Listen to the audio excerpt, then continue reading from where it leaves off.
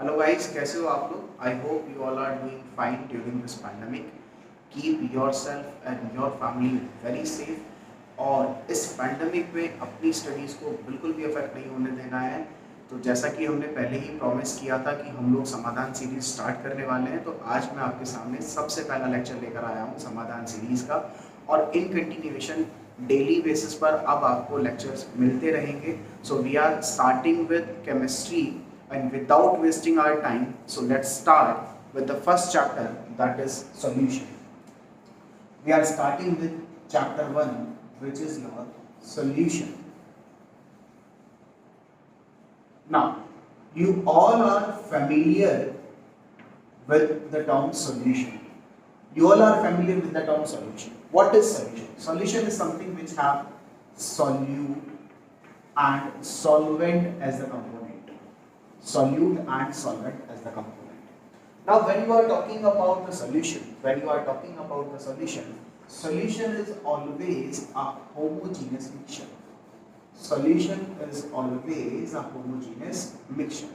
You cannot term the heterogeneous mixture as the solution. आप heterogeneous mixture को solution नहीं कह सकते. So what we are saying solution is something which have the two components, solute and solvent, at which there are only two components present in the solution. These type of solutions are known as the binary solutions. ठीक है, उन solutions को हम क्या कहते हैं? Binary solutions कहते हैं. Binary solutions क्या है हमारे पास? Binary solution वो है जिनके अंदर हमारे दो component present होते हैं. पहला component है हमारा solute और दूसरा component है हमारा solvent. अब अगर बहुत जनरल इंट्रोडक्शन की बात करें, सो मैं सॉल्यूट और सॉल्वेंट को दो तीन तरीके से डिफाइन कर सकता हूँ. सबसे पहले बहुत ही जनरल टर्म जो आप लोगों ने आज तक पढ़ी है क्लास 9th एंड 10th में, solute is something which is present in less amount.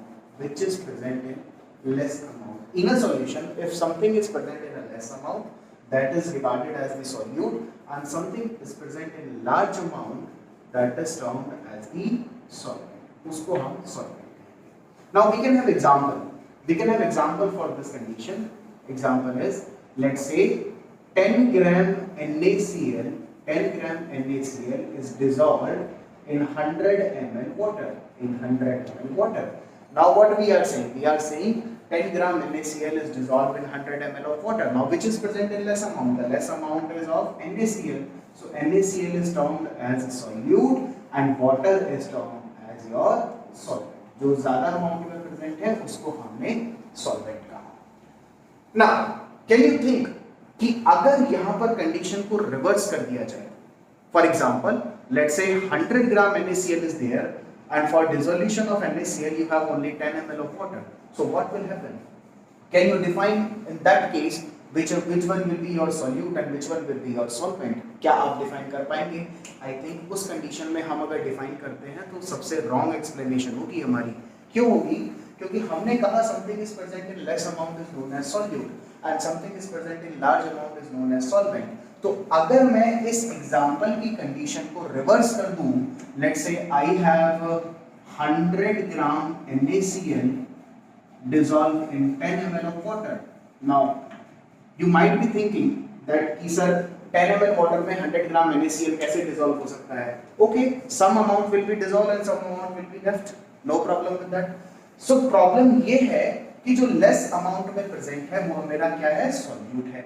अब लेस अमाउंट में तो यहाँ पर वाटर प्रेजेंट है और लार्ज अमाउंट में मेरा NaCl प्रेजेंट है. सो अगर मैं इस कंडीशन के अकॉर्डिंग देखता हूँ, इस डेफिनेशन के अकॉर्डिंग देखता हूँ, तो लेस अमाउंट में जो मेरा वाटर प्रेजेंट है वो मेरा सॉल्यूट होना चाहिए और लार्ज अमाउंट में जो कि मेरा NaCl है वो मेरा सॉल्वेंट होना चाहिए. But this is not acceptable. This is not acceptable. Why this is not acceptable? Because water is known as the universal solvent. Water को आप universal solvent कह रहे हो क्योंकि उसके अंदर NaCl dissolve होने की tendency रखता है. So we need to define a second definition. The solute is something which is going to be dissolved. Which is going to be dissolved. Which is going to be dissolved. जो dissolve होने वाला है उसको हम solute कहेंगे. And which provides medium for dissolution. Which provides medium for dissolution. जो dissolution होने के लिए मीडियम प्रोवाइड करता है वो कौन है? वो मेरा हमेशा सॉल्वेंट होगा। अब चाहे आप कंडीशन को कितना ही रिवर्स करके देख लें, आप इस सेकंड एग्जांपल में देखिए 100 ग्राम NaCl में अगर मैं 10 ml वाटर डालता हूं, so what will happen? 100 gram NaCl का जो कुछ पार्ट है जो इस 10 ml वाटर में सॉल्युबल हो सकता है, वो अमाउंट इस वाटर में डिसॉल्व हो जाएगा और बाकी का अमाउंट लेफ्ट ओवर रहेगा।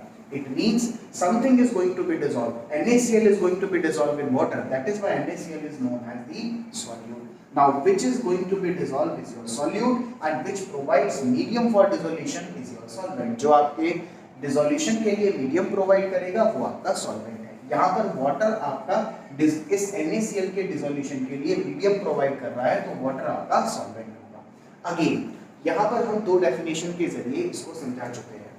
थर्ड डेफिनेशन अगर हम देखना चाहते हैं तो in many books we will find that अगर हमारे पास एक ऐसी कंडीशन आ जाए, एक ऐसा एग्जांपल आ जाए हमारे पास, लेट्स सपोज 50 ml अल्कोहल है, इथाइल अल्कोहल ले लेते हैं, और 50 ml ही मेरे पास वाटर है, 50 ml वाटर है, 50 ml alcohol and 50 ml water. Now what is going to be happen? 50 ml alcohol है, 50 ml वाटर है, कौन किस में डिसॉल्व हो रहा है हमें नहीं पता। अब कौन किस में डिसॉल्व हो रहा है इसको अगर हम पता कर लेंगे तो हम अपने सॉल्यूट और सॉल्वेंट को इस सॉल्यूशन के अंदर डिफाइन कर पाएंगे कि कौन मेरा सॉल्यूट होगा और कौन मेरा सॉल्वेंट होगा। I suppose this much is clear to all of you. अब अगर हम इस कंडीशन को देखते हैं जहां पर 50 ml अल्कोहल है, 50 ml वाटर है, तो इस कंडीशन के लिए मुझे एक और थर्ड डेफिनेशन डिफाइन करनी पड़ेगी which says that the one which is having the higher value of dielectric constant, higher value of dielectric constant, आपने फिजिक्स में पढ़ा है के वैल्यू, जिसको हम डाइलेक्ट्रिक कांस्टेंट भी कहते हैं, जिसका डाइलेक्ट्रिक कांस्टेंट ज्यादा होगा वो मेरा सॉल्वेंट होगा, और जिसकी लेसर वैल्यू होगी, लोअर वैल्यू होगी डाइलेक्ट्रिक कांस्टेंट की, वो मेरे पास हमेशा सॉल्यूट की तरह एक्ट करेगा। इसका एक बहुत बड़ा रीजन है, वो ये है कि जब डाइलेक्ट्रिक कांस्टेंट की वैल्यू हाई होती है तो dielectric constant is something that deals with the permittivity of the medium, that deals with the charges of the medium. It means कि अगर डाइलेक्ट्रिक कांस्टेंट ज्यादा होता है तो डाइलेक्ट्रिक कांस्टेंट ज्यादा होने से उस सॉल्यूशन में, उस सिस्टम में दूसरे कंपाउंड को डिसॉल्व किया जा सकता है, क्योंकि उसका डाइलेक्ट्रिक कांस्टेंट ज्यादा है, उसकी परमिटिविटी ज्यादा है, तो वो दूसरे चार्जेस को अपने अंदर डिसॉल्व करने की भी टेंडेंसी रखता है। तो जब वो ज्यादा टेंडेंसी रखता है अपने अंदर उस कंपाउंड को डिसॉल्व करने की, तो वो हमेशा सॉल्वेंट की तरह एक्ट करेगा, क्योंकि उसके अंदर दूसरा कंपाउंड डिसॉल्व होने जा रहा है। तो इस थर्ड वाली डेफिनेशन से हम घूमकर दोबारा से सेकंड वाली डेफिनेशन पे आ जाते हैं, जो हमें ये बताता है कि which provides medium for dissolution is your solvent. तो जो डिसोल्यूशन के लिए मीडियम प्रोवाइड करता है वो आपका सॉल्वेंट होता है। आई थिंक सॉल्यूट और सॉल्वेंट का कॉन्सेप्ट जो है वो बहुत ज़्यादा क्लियर होगा आपको, क्योंकि आप पहले भी फैमिलियर हैं सॉल्यूट और सॉल्वेंट के टर्म से। अगर नहीं थे फैमिलियर तो मैंने यहाँ पर पूरी तरह से डिफाइन किया हुआ है, मैं फिर से एक बार बता दे रहा हूँ। सॉल्यूट जो लेस अमाउंट में होगा, सॉल्वेंट जो लार्ज अमाउंट में होगा। अगर ये डेफिनेशन फिट नहीं बैठती है आपके एग्जाम्पल पर, तो आप कह सकते हैं कि something which is going to be dissolve is your solute and something which provides medium for the dissolution is your solvent. अगर ये डेफिनेशन भी फिट नहीं बैठती है तो आप कह सकते हो कि something which is having the lesser value of k, यानी कि डाइलेक्ट्रिक कांस्टेंट, तो वो मेरा सॉल्यूट होगा, और जिसका डाइलेक्ट्रिक कांस्टेंट वैल्यू बड़ा होगा वो मेरे लिए हमेशा क्या होगा, वो मेरे लिए हमेशा मेरा सॉल्वेंट होगा। ठीक है, इतनी बात समझ आती है, यहाँ तक कोई प्रॉब्लम नहीं होनी चाहिए। अब इसके बाद जो हम डिस्कस करने वाले हैं वो है टाइप्स ऑफ सॉल्यूशन। कितने टाइप के सॉल्यूशन हो सकते हैं। यहाँ पर मैं आपको एक बात बता दूं कि जो सॉल्वेंट है, whatever is the physical state of the solvent, whatever is the physical state of the solvent, physical state कौन सी स्टेट जो हम पढ़ते हैं ना, सॉलिड है, लिक्विड है, गैस है। अच्छा मुझे बताइए कमेंट सेक्शन में कि सॉलिड, लिक्विड, गैस के अलावा क्या और भी फिजिकल स्टेट पॉसिबल है जो अभी रिसेंटली डिस्कवर हुई है। तो सॉल्वेंट की जो फिजिकल स्टेट यहाँ पर प्रेजेंट होगी वही मेरा सॉल्यूशन का फिजिकल स्टेट होता है, वही मेरा सॉल्यूशन का भी फिजिकल स्टेट होता है। फॉर एग्जांपल, अगर सॉल्वेंट मेरा सॉलिड है ना तो सॉल्यूशन भी मेरा सॉलिड होगा, अगर सॉल्वेंट मेरा लिक्विड है तो सॉल्यूशन भी मेरा लिक्विड होगा, अगर सॉल्वेंट मेरा गैस है तो सॉल्यूशन भी मेरा गैस होगा। तो जो सॉल्वेंट की फिजिकल स्टेट होगी वही मेरे सॉल्यूशन की भी फिजिकल स्टेट होगी। ठीक है, इतना समझ में आया। अब इसके बाद अगर हम डिफाइन कर सकते हैं तो वो है हमारा टाइप्स ऑफ सॉल्यूशन। फटाफट से टाइप्स ऑफ सॉल्यूशन देख लेते हैं, उसके बाद हम लोग कंसंट्रेशन ऑफ सॉल्यूशन की बात करेंगे, जो सीबीएसई पॉइंट ऑफ व्यू से आपका बहुत इंपॉर्टेंट टॉपिक है सॉल्यूशन चैप्टर से, because you will be provided with the given conditions and आपसे पूछा जाएगा कि इसमें क्या कंसंट्रेशन है, किस टाइप की कंसंट्रेशन है, वो सॉल्यूशंस, वो क्वेश्चंस आपसे पूछे जा सकते हैं। चलिए टाइप्स ऑफ सॉल्यूशन की अगर हम बात करें, टाइप्स ऑफ सॉल्यूशन, तो on the basis of physical states, on the basis of physical state, किस बेस पर मैं डिफाइन कर पा रहा हूँ, on the basis of physical state, मैं फिजिकल स्टेट की बेसिस पर डिफाइन कर पा रहा हूँ कि मेरे सॉल्यूशन कितने तरह के होंगे। और अभी अभी मैंने आपको बताया कि जो मेरा सॉल्वेंट की फिजिकल स्टेट होती है वही मेरे ओवरऑल सॉल्यूशन की भी फिजिकल स्टेट होगी। तो अगर मेरा सॉल्यूशन लिक्विड है, इट मींस कि उसमें जो मेरा सॉल्वेंट था वो लिक्विड स्टेट में होना चाहिए। तो इस कंडीशन पर मैं आपके सामने एक टेबल ड्रॉ कर रहा हूँ। So we can have different examples of it, we can have different type of solutions. यहाँ पर हम लोग एक काम करते हैं, फर्स्ट कॉलम में हम लोग डालते हैं हेडिंग टाइप ऑफ सॉल्यूशन। ये टेबल आपकी एनसीईआरटी में भी गिवन है, आप चाहे तो वहाँ पर भी रेफर कर सकते हैं। यहाँ पर मैं फिजिकल स्टेट लिखूंगा सॉल्यूट की, यहाँ पर मैं फिजिकल स्टेट लिखूंगा सॉल्वेंट की, और उसके बाद हमारे ये examples, we can have different examples. Now let's talk about the gaseous solution, let's talk about the gaseous solution. अब आपको अगर पता है कि आप गैसियस सॉल्यूशन की बात करने वाले हैं, तो गैसियस सॉल्यूशन में जो सॉल्वेंट है वो कैसा होना चाहिए, गैस होना चाहिए। तो सॉल्यूट तो सॉलिड भी हो सकता है, सॉल्यूट तो लिक्विड भी हो सकता है, और सॉल्यूट मेरा गैस भी हो सकता है।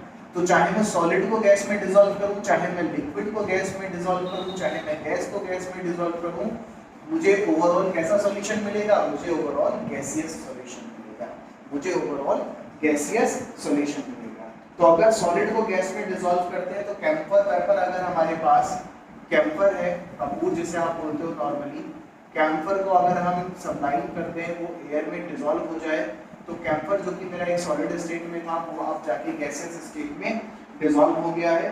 इट मींस कि वो सॉलिड इन गैस का एग्जांपल है, which is the physical state of the solution. Physical state of the solution is gaseous. उसके बाद अगर हम लिक्विड को गैस की बात करें तो ह्यूमिडिटी एक बहुत अच्छा एग्जांपल है, water vapours present in air.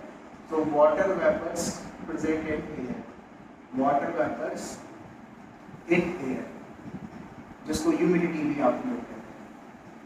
उसके बाद अगर आप गैस इन गैस का एग्जांपल देखें तो एयर मिक्सचर, जहां पर नाइट्रोजन और ऑक्सीजन डिफरेंट गैसेस प्रेजेंट है, तो गैस इन गैस का एग्जांपल हो सकता है।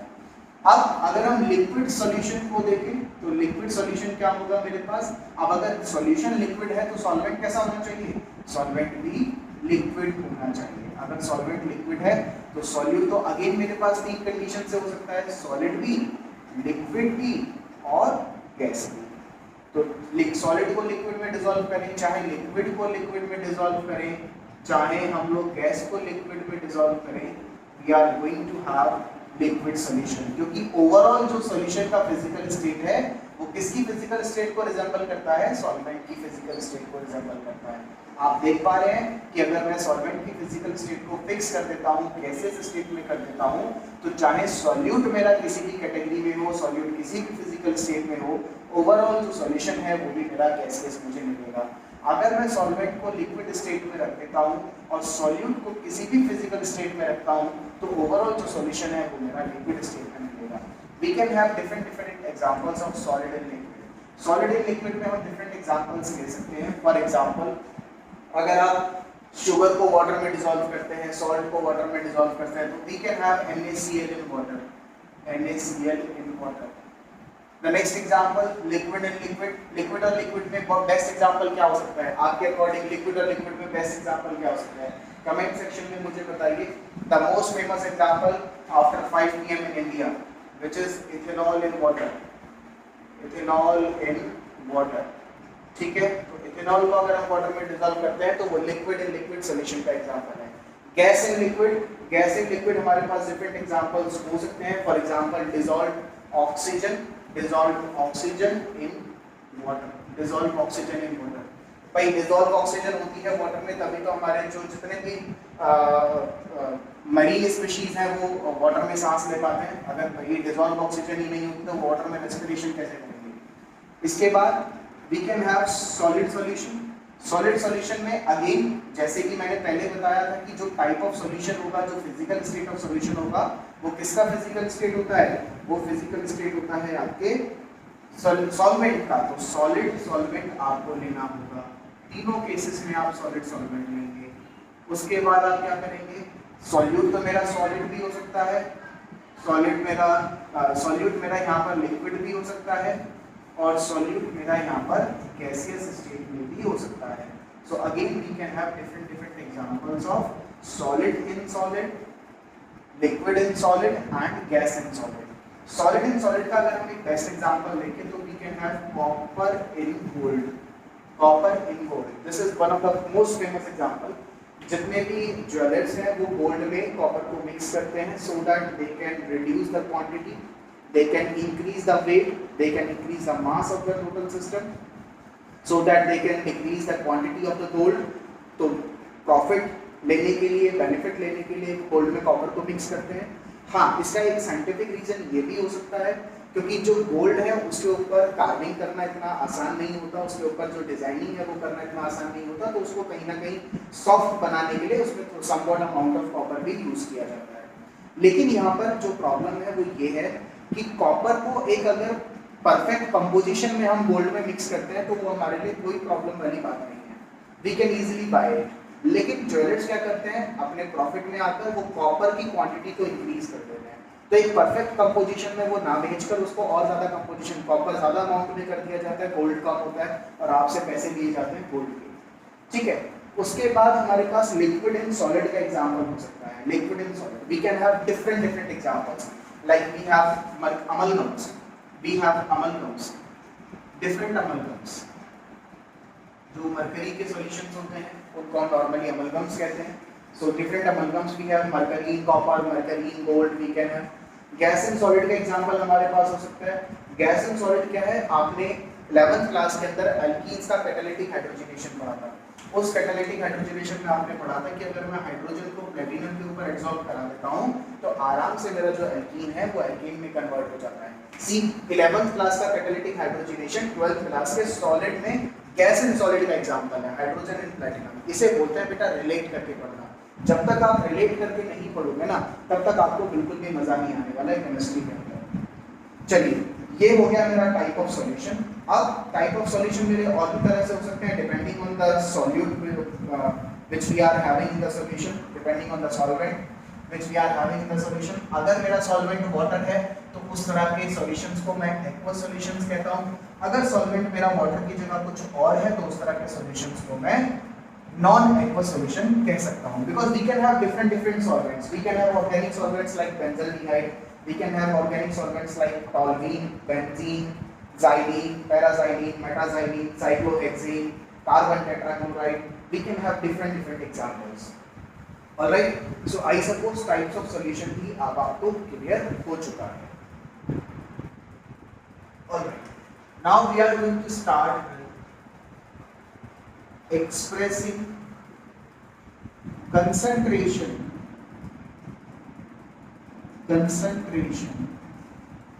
in different terms। हम different terms में अपनी concentration को कैसे एक्सप्रेस कर सकते हैं, तो उसके लिए जो सबसे पहला कॉन्सेप्ट हमारे पास है एनसीईआरटी के अंदर वो है मास परसेंटेज। वो है मेरा मास परसेंटेज।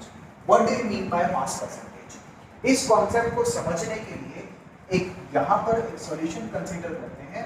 एक कोई कंटेनर लिया, उस कंटेनर में हमारे पास दो कंपोनेंट हैं A एंड B। दो कंपोनेंट्स हैं A एंड B। अब होगा क्या, जो A है उसका अपना मास होगा कुछ ना कुछ, तो हम बोलेंगे mass of A is there. जो B है उसका अपना मास होगा तो हम बोलेंगे mass of B is there. भाई दो कंपोनेंट है ना हमारे पास A और B, तो A का अपना कुछ मास है, B का अपना कुछ मास है। तो अगर दोनों का मास कुछ ना कुछ है तो we can also define the total mass of the system। Now total mass will be equal to mass of A and mass of B, mass of A and B. अब प्रॉब्लम क्या है कि अगर हम मास परसेंटेज को define करते हैं तो it goes like mass percentage is equals to mass of that component जिसका आप परसेंटेज निकाल रहे हो उसका mass of that component divided by total mass of the solution, total mass of the solution multiplied by 100, because what we are calculating percentage, so it should be multiplied by 100. So mass of that component upon total mass of solution into 100. अब इस example के लिए जहां पर मेरे दो component present हैं A और B, उस एग्जाम्पल के लिए मैं यहाँ पर आपको मास परसेंटेज ऑफ A और मास परसेंटेज ऑफ B दोनों निकाल के बता रहा हूँ। Now mass percentage of A is equals to mass of that component, यानी कि mass of A, mass of A by A कितना present है divided by total mass of solution, total mass कितना है उस solution का जिसमें A present है, so total mass of solution and multiply by 100. This will be the mass percentage of A. Similarly, we can define mass percentage of B. Mass percentage of B. Now mass percentage of B will be equal to mass of B component divided by total mass of the solution. Total mass of the solution multiply by 100. Don't forget to multiply it by 100 because आप percentage निकाल रहे हो तो आपको 100 से multiply करना ही होगा। मैं यहाँ पर दोबारा बता देता हूँ, जब कभी भी आप मास परसेंटेज की बात करते हैं तो मास of that component divided by total mass of solution into 100। Consider कर लीजिए दो कंपोनेंट्स को, यहाँ पर एक ही सॉल्यूशन है जिसके अंदर दो डिफरेंट कंपोनेंट्स हैं A और B। तो मास ऑफ A है मेरे पास, मास ऑफ B है मेरे पास। जब दोनों का मास है तो टोटल मास भी हो सकता है, so total mass will be equal to mass of A plus B. Now if I am going to define mass percentage of A, so mass percentage of A will be equal to mass of A divided by total mass of solution into 100. Similarly mass percentage of B कैसे निकलेगा, mass of B upon total mass of solution into 100। दोनों फॉर्मूले में जो एक चीज आपने note की है वो इम्पोर्टेंट ये है कि जिस किसी का मास परसेंटेज निकाल रहे होते हैं उसका मास न्यूमरेटर में रखते हैं divided by total mass into 100। ठीक है, आर यू गेटिंग? सो अगर मैं आपसे पूछता हूं मास परसेंटेज ऑफ सॉल्यूट बताइए तो आप क्या लिखेंगे? Mass percentage of solute is equals to mass percentage of solute will be equal to mass of solute, solute कितना अवेलेबल है divided by total mass of solution, total mass of solution, solute और solvent को मिलाकर solution का कितना मास है multiply by 100, multiply by 100। ये आपका बराबर हो जाएगा किसके? Mass percentage of solute. So in nutshell what we can say, we can say कि अगर मेरे पास x मास ऑफ सॉल्यूट है and y mass of solution है तो x upon y multiply by 100, x upon y multiply by 100। अब इसी के बेसिस पर हम क्या करते हैं, इसी के बेसिस पर हम लोग एक क्वेश्चन ले लेते हैं। क्वेश्चन क्या कहता है कि a solution is prepared, let's have a look, a solution is prepared, you can write a solution is prepared by adding 2 gram of glucose, 2 gram of glucose, 2 gram of glucose, 2 gram glucose को हम क्या करते हैं into 16 gram, not 16, let's say into 18 gram of water, into 18 gram of water। मैं 2 gram glucose को 18 ग्राम पानी में dissolve कर देता हूँ। अगर 2 ग्राम ग्लूकोज को 18 ग्राम पानी में डिसॉल्व किया जाए तो उसका मास परसेंटेज ऑफ ग्लूकोज क्या होगा, उस सॉल्यूशन में मास परसेंटेज ऑफ ग्लूकोज क्या होगा। सो बहुत सिंपल है, मुझसे पहले शायद आपने कैलकुलेशन कर ली होगी। मास परसेंटेज ऑफ ग्लूकोज अगर हमें निकालना है तो हमें क्या चाहिए, हमें चाहिए mass of glucose divided by total mass of solution, total mass of solution, total mass of solution into 100। Now let us say we have W gram और let's say we have WA which is your mass of glucose, mass of glucose। तो हम लोग define कर देते हैं ये कितना given है हमारे पास 2 ग्राम। Let us suppose we have WB which is your mass of water, mass of water वो कितना गिवन है 18 ग्राम। So total mass of solution कितना हो जाएगा, टोटल मास ऑफ सॉल्यूशन हो जाएगा मेरे पास WA प्लस WB के बराबर, जो कि होगा 2 gram plus 18 gram which will be equal to 20 gram. ये मेरा टोटल सॉल्यूशन का मास आ गया। अब मुझे क्या निकालना है, मुझे mass percentage of glucose calculate करना है। तो मास परसेंटेज ऑफ ग्लूकोज मैंने फॉर्मूला लिखा हुआ है ऊपर, this will be equal to mass of glucose. Glucose कितना है 2 gram divided by total mass of solution कितना आया था 20 gram divided by 20 gram multiply by 100। कर लीजिए कैलकुलेशन, 0 0 कैंसिल आउट, कितना आ जाएगा यहाँ पर 10%। कितना आ जाएगा 10%। It means the total percentage of glucose present in this solution is 10%। इसको हम ग्लूकोज का 10% सॉल्यूशन भी कह सकते हैं। ठीक है, इतना क्लियर, यहाँ तक कोई डाउट नहीं होना चाहिए। अगर किसी को कोई भी डाउट है you can comment in the comment section. जो भी आपका डाउट होगा वो मोस्ट प्रोबेबली नेक्स्ट लेक्चर में बिल्कुल क्लियर किया जाएगा। तो जो भी आपके पास डाउट है फटाफट से कमेंट सेक्शन में कमेंट करके मुझे बताइए क्या डाउट है आपके पास। चलिए let's continue with mass by volume percentage. Mass by volume percentage, इस टाइप के क्वेश्चन बेटा पेपर में आते हैं। सो प्लीज सारे क्वेश्चंस को बहुत ध्यान से देखिए। नेक्स्ट है मेरे पास mass by volume percentage. Mass by volume percentage, कैसे हम लोग मास बाय वॉल्यूम परसेंटेज को कैलकुलेट कर सकते हैं। अगेन इस चीज को समझने के लिए let us suppose we have a container, और इस कंटेनर के अंदर हमारे पास लेट अस सपोज दो चीजें हैं A और B। जब दो चीजें हैं तो दोनों का मास भी होगा, obviously mass of A and similarly mass of B। Let us suppose कि ओवरऑल सॉल्यूशन का कुछ ना कुछ वॉल्यूम है। So total volume of solution is equals to V। हम टोटल वॉल्यूम सॉल्यूशन का कितना ले लेते हैं V मान लेते हैं। अब क्या करना है हमें, मास बाय वॉल्यूम परसेंटेज निकालना है। तो mass by volume percentage is equals to mass of that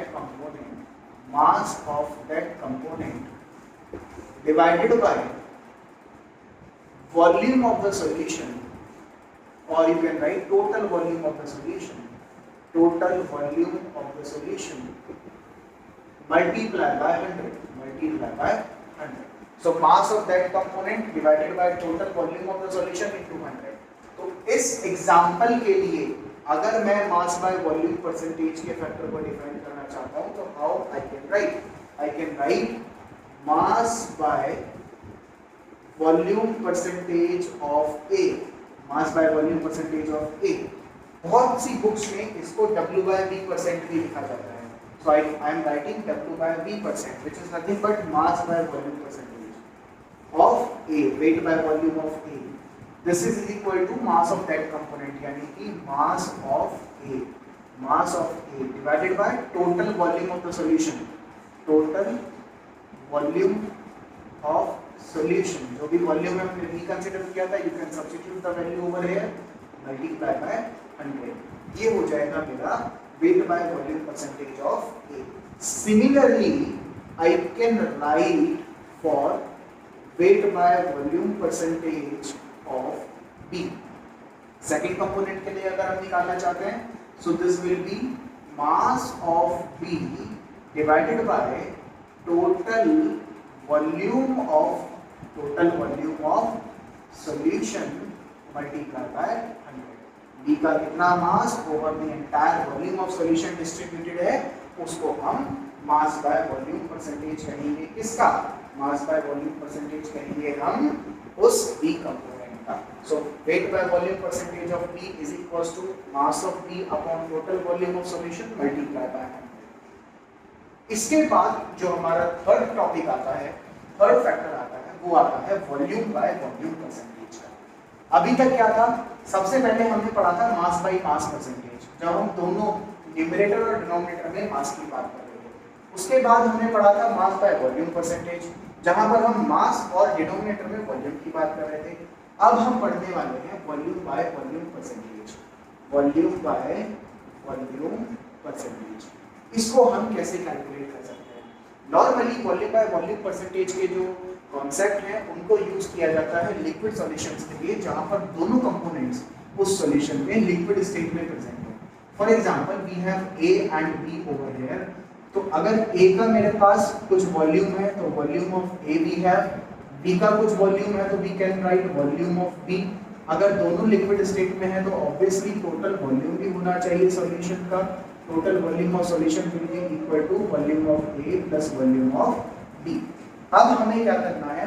volume by volume percentage define करना है। सो आपको इतना अब आइडिया लग गया होगा कि वॉल्यूम बाय वॉल्यूम परसेंटेज लिखने के लिए मुझे कौन सा यहाँ पर फॉर्मूला लिखने की जरूरत है। It goes like volume of A component divided by total volume, और we can write first we can write the general formula, let's write volume of that component जिसका आप निकाल रहे हो वॉल्यूम परसेंटेज, उसका वॉल्यूम कितना है उस कंपोनेंट का, divided by we can write total volume of the solution, total volume of the solution and multiply by 100, because we are going to find out the percentage, तो percentage निकालने के लिए obviously multiply by 100 करना होगा।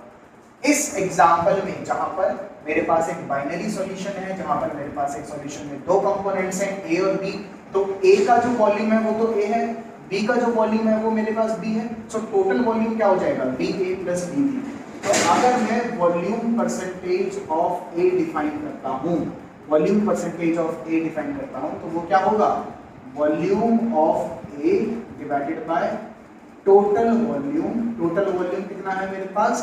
VA plus VB के बराबर। तो आप चाहें तो यहाँ पर वैल्यू सब्स्टिट्यूट कर सकते हैं, VA plus VB multiply by 100, multiply by 100। So volume percentage of A कितना है? Volume of A divided by total volume into 100।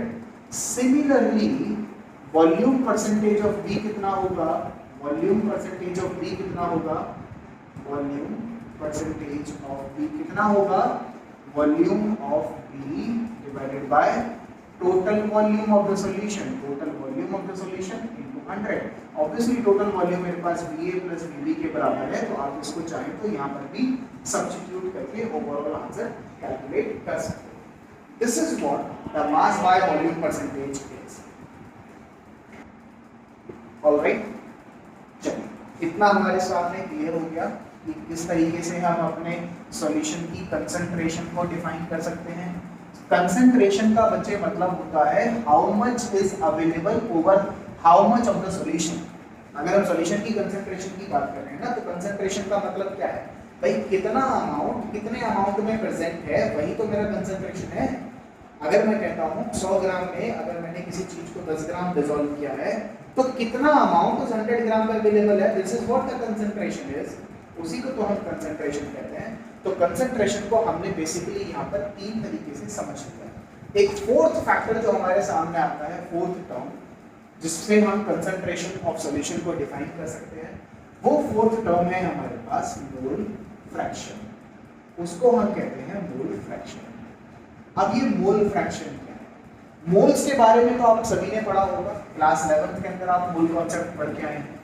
Late us suppose ये मेरे पास कोई एक सिस्टम है जिसमें मेरे पास दो कंपोनेंट हैं A और B।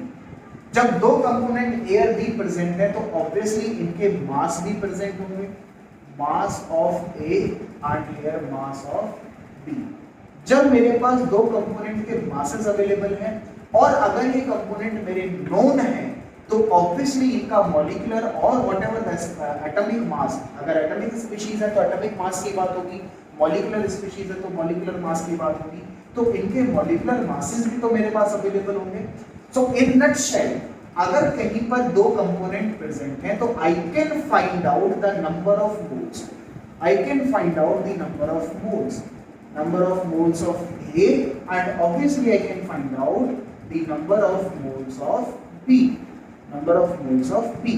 Let us suppose number of moles of A को आप Na से डिनोट करते हो and number of moles of B को आप Nb से डिनोट करते हो। मैं फिर से बता रहा हूँ कि मैंने यहाँ पर क्या किया है। जब मेरे पास कोई एक बाइनरी सिस्टम अवेलेबल है बाइनरी सिस्टम ऐसा सिस्टम होता है जिसके अंदर दो कंपोनेंट होते हैं। Now we have the two components here over here, one is A another is your B. अगर दो कंपोनेंट मेरे यहाँ पर प्रेजेंट है तो अब क्या होगा कि ए का भी मास है और बी का भी मास है मेरे पास। जब ए का मास अवेलेबल है तो हो सकता है वो मेरे पास नॉन स्पीशीज हो मेरी, तो मैं उसका मॉलिक्यूलर मास भी कैलकुलेट कर पाऊँ। इसी तरह मैं मॉलिक्यूलर मास बी का भी कैलकुलेट कर सकता हूँ।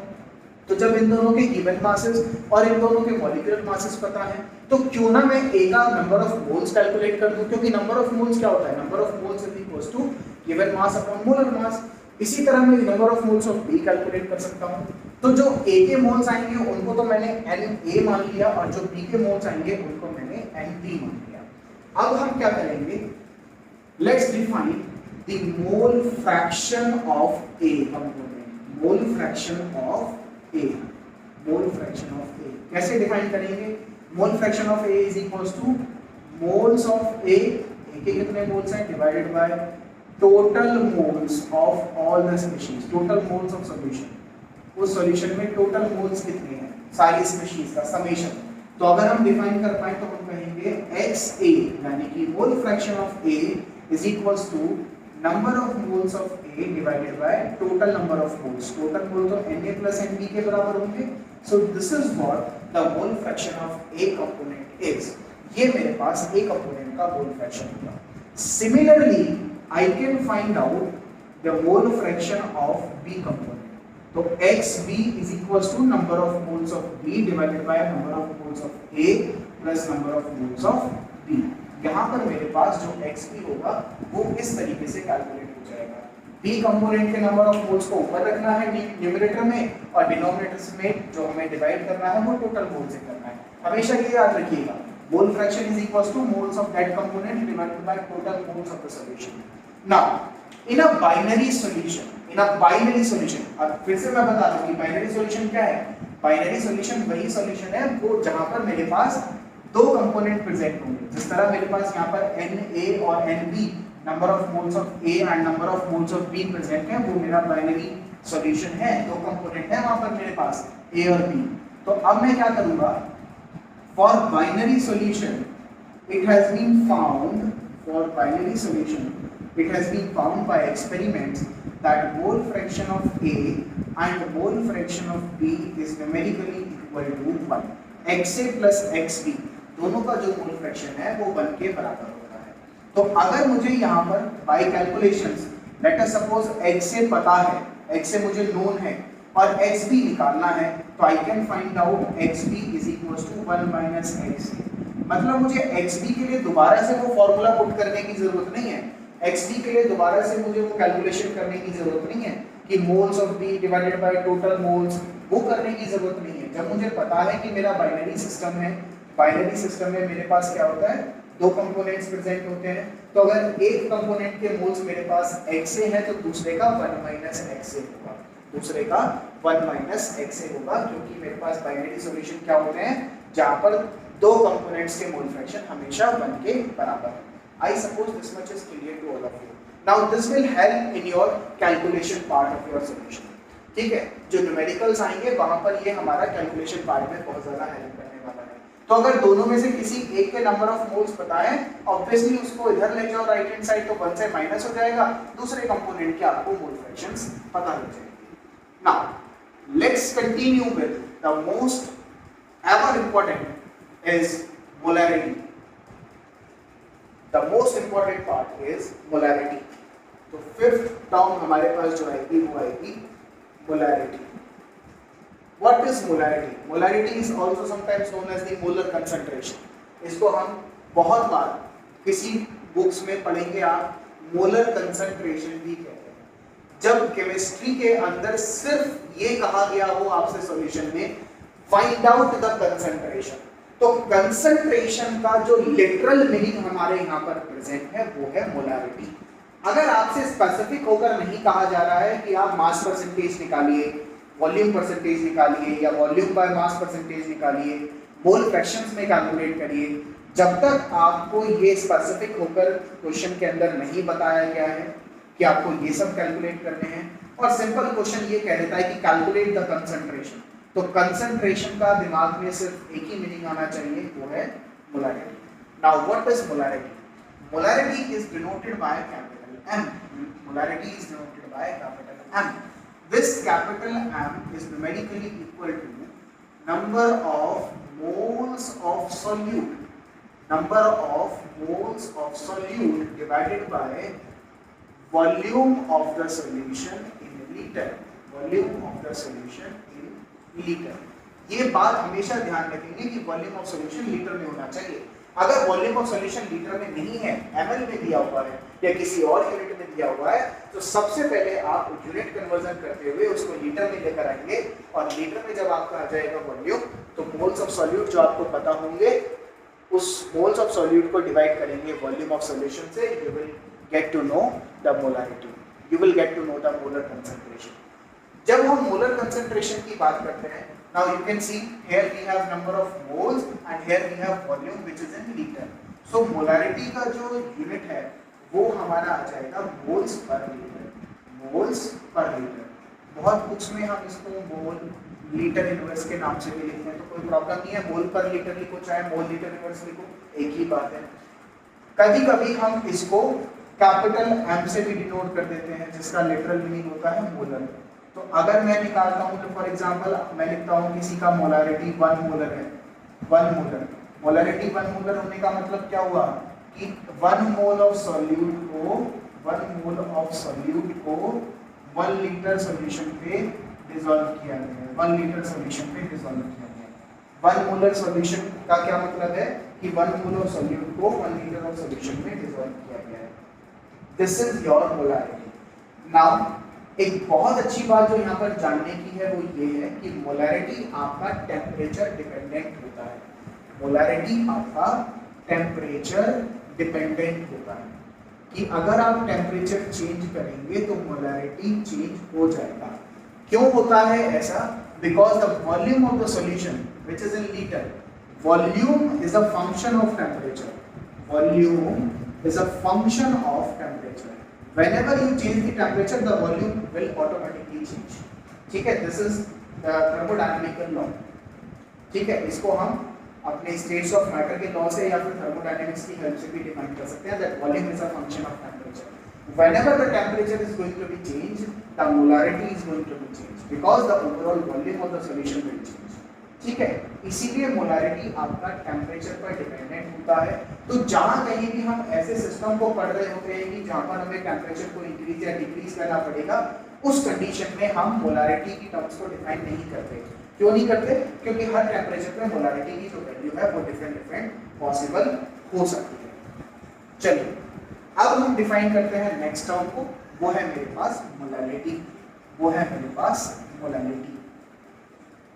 मोलारिटी हो गया। अब हम डिफाइन करते हैं इसका छोटा भाई जो क्या है molarity. I think this is my 6th part, molarity. So molarity क्या है? Molarity is denoted by small m। Be careful, बहुत बच्चे यहाँ पर गलती करते हैं कि मोलारिटी को कैपिटल M की जगह स्मॉल m से और मोलारिटी को स्मॉल m की जगह कैपिटल M से रिप्रेजेंट करके आते हैं बोर्ड आंसर शीट्स में, जो कि बहुत बड़ा ब्लंडर है। आपको ये काम नहीं करना। बी केयरफुल, छोटी छोटी सिली मिस्टेक्स आपको बहुत ज्यादा प्रॉब्लम में डाल सकती है, इसलिए आप क्या करेंगे, बहुत ज्यादा केयरफुल होकर पढ़ेंगे। कैपिटल M का मतलब है molarity, molar concentration. Small m का मीनिंग है मोलारिटी। अब मोलारिटी क्या है? मोलारिटी को जो हम डिफाइन करते हैं वो है number of moles of solute, number of moles of solute, number of moles of solute divided by amount of solvent in kg, in kilogram। See molarity आपने पढ़ा था, मोलारिटी क्या था? Number of moles of solute divided by volume of solution in litre. यहाँ पर difference कहाँ आ रहा है? यहाँ डिफरेंस आ रहा है amount of solvent in KG. Molarity में यही कॉन्सेप्ट हमारा क्या था? मोलारिटी में यही कॉन्सेप्ट था मेरा volume of solution in litre के बराबर। हमें वॉल्यूम ऑफ सॉल्यूशन नहीं चाहिए, हमने वॉल्यूम ऑफ सॉल्यूशन को यहाँ पर रिप्लेस कर दिया amount of solvent in KG से, तो ये टर्म देखिए मोलारिटी की जगह चेंज हो गई मोलारिटी में, मोलारिटी में। ठीक है, अब amount of solvent is nothing but mass of solvent, mass of solvent. अब प्रॉब्लम क्या है कि ये जो मास ऑफ सॉल्वेंट है ये तो टेम्परेचर इंडिपेंडेंट होना चाहिए। भाई टेम्परेचर चेंज करने पे किसी का मास थोड़ी ना चेंज होता है, तो टेम्परेचर इंडिपेंडेंट होना चाहिए। अगर ये टेम्परेचर इंडिपेंडेंट है तो मोलालिटी भी आपका टेम्परेचर इंडिपेंडेंट होगा। मतलब कि टेम्परेचर को चेंज करने से, बढ़ाने से, घटाने से मोलालिटी पर कोई भी फर्क नहीं पड़ने वाला है। मोलालिटी आपका हमेशा फिक्स्ड होगा। तो मोलालिटी टेम्परेचर इंडिपेंडेंट है क्योंकि वहां पर अमाउंट ऑफ सॉल्वेंट की बात होती है, which is your mass of the solvent, और आपको पता है कि मास जो है वो टेम्परेचर इंडिपेंडेंट होता है। अगर मास टेम्परेचर इंडिपेंडेंट है तो ऑब्वियसली मोलालिटी भी टेम्परेचर इंडिपेंडेंट होगा। तो मोलालिटी यहाँ पर हमने टेम्परेचर इंडिपेंडेंट कर दिया। तो ऐसे जितने भी प्रोसेस हैं जहाँ पर मुझे टेम्परेचर को बढ़ाना या घटाना पड़ेगा, उस टाइम पर जो मैं सॉल्यूशन की कंसंट्रेशन को डिफाइन करता हूँ वो किसमें डिफाइन करता हूँ? मोलालिटी में। क्योंकि ऐसा नहीं होना चाहिए कि एक टेम्परेचर पे तो कंसंट्रेशन कुछ और आ रही है, दूसरे टेम्परेचर पे कंसंट्रेशन कुछ और आ रही है। ऐसा नहीं होना चाहिए। एक ही सॉल्यूशन है तो उसकी कंसंट्रेशन रिमेंस फिक्स। कंसंट्रेशन को फिक्स करने का एक ही तरीका है कि जब कभी भी आप टेम्परेचर वेरिएशन कर रहे हैं तो किसी एक ऐसे टर्म में आप अपनी कंसंट्रेशन को रिप्रेजेंट करिए जो टर्म आपके टेम्परेचर इंडिपेंडेंट हो। And here we have molality which is your temperature independent. Alright, अब मोलालिटी का ऐसा यूनिट देख लीजिए। मोलालिटी इज इक्वल टू, भाई यहाँ पर मोल्स हैं, moles of the solute divided bye पर केजी ऑफ द सॉल्वेंट। तो वी कैन राइट मोल पर केजी, वी कैन राइट मोल पर केजी।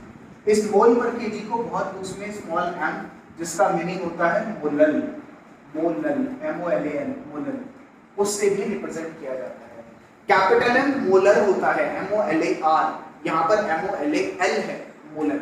तो मोलल और मोलर दोनों में बहुत बड़ा डिफरेंस है। अगर मोलर लिखा है इट मींस कि वो आपका मोलालिटी की बात कर रहा है, अगर मोलर लिखा है इट मींस कि वो आपका मोलालिटी की बात कर रहा है। ठीक है, इतनी बात यहाँ पर क्लियर होती है, कोई प्रॉब्लम नहीं है। चलिए, बहुत बच्चों को एक कंफ्यूजन होता है कि सर अगर मेरे पास मोलालिटी दी हो सॉल्यूशन की तो क्या मैं उस सॉल्यूशन की मोलालिटी पता कर सकता हूँ, या फिर मेरे पास अगर मोलालिटी दी हो सॉल्यूशन की तो क्या मैं उस सॉल्यूशन की फिर मोलालिटी को पता कर सकता हूँ। So yes, we have relationship between molality and molarity. So just write relation between molarity and molality. Capital M और स्मॉल m में क्या रिलेशन है वो आप लिख लीजिए। 1/m, 1 small m is equals to d upon m minus 1/m is equals to d upon m minus mb upon 1000. What is mb upon 1000? I will let you know about each and every term here. This small m is your molality. Left hand side में जो small m लिखा हुआ है 1/m, ये molality है। Capital M is your molarity here. Capital M आपका molality है। D is for density of the solution. D is for density of the solution. Density of solution क्या होता है? Mass upon volume. Per unit volume पर कितना मास है उसको हम डेंसिटी कहते हैं। MB क्या है मेरा? MB है मेरा molecular mass of solute, molecular mass of solute, molecular mass of solute. तो ये मेरा फाइनल एक इक्वेशन आ जाएगा जो ये बताएगा कि मोलालिटी मोलारिटी से कैसे रिलेटेड है। So 1/m, 1 molality is equals to density upon molarity minus MB upon 1000। इस इक्वेशन को अगर आप पुट करते हैं तो आप मोलालिटी को मोलारिटी में या फिर वाइस वर्सा मोलारिटी को मोलालिटी में इजीली कन्वर्ट कर सकते हैं। ठीक है, चलिए आज के लेक्चर में इतना ही। अगर किसी को कहीं पर भी कोई भी प्रॉब्लम हुई हो तो प्लीज़ कमेंट सेक्शन में बताइए। आपके कमेंट्स हमारे लिए बहुत ज़्यादा इंपॉर्टेंट है ताकि हम लोग इम्प्रूव करके आपको नेक्स्ट वीडियो में और अच्छी वीडियो क्वालिटी के साथ, ऑडियो क्वालिटी के साथ जो भी आपकी रिकमेंडेशंस होंगी उसके साथ हम आपसे मिल सकें। ठीक है, तब तक के लिए अपना और अपनी फैमिली का ध्यान रखिए। Thank you so much, bye bye.